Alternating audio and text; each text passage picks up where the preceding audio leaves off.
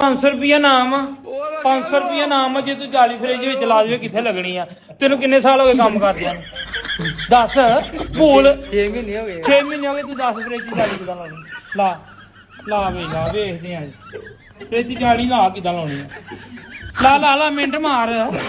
ਤੇ ਕੋ 5 ਮਿੰਟ ਦਾ ਟਾਈਮ ਆ। ਤੈਨੂੰ 200 ਰੁਪਏ ਕੀ 500 ਰੁਪਏ ਤੈਨੂੰ ਨਾਮ ਦੇਣਾ ਵਾ। 500 ਮੇਰਾ ਵੀ 500 ਰੁਪਏ ਨਾਮ ਤੈਨੂੰ ਕਿ ਫਰਿੱਜ ਵਿੱਚ ਜਾਲੀ ਸਹੀ ਤਰ੍ਹਾਂ ਲਾ ਦੇਵੇ ਕਿੱਦਾਂ ਲਾਉਣੀ ਆ? ਨੇੜੇ ਪਹੁੰਚ ਗਿਆ। ਮੈਂ ਵੇਖੋ ਕਿੱਦਾਂ ਲਾਉਣਾ। ਫਰਿੱਜ ਜਾਲੀ ਨਹੀਂ ਲੱਗਣ ਡਈ ਜੀ। ਆ ਵੇਖੋ। ਅੱਛਾ 6 ਮਹੀਨੇ ਹੋ ਗਏ ਕੰਮ ਕਰਦੇ ਆ।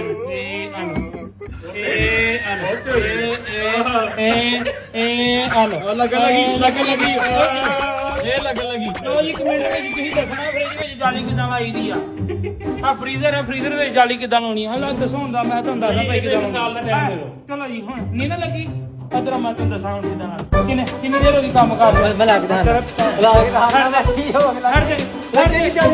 ਚਲੋ ਹੁਣ ਲਾ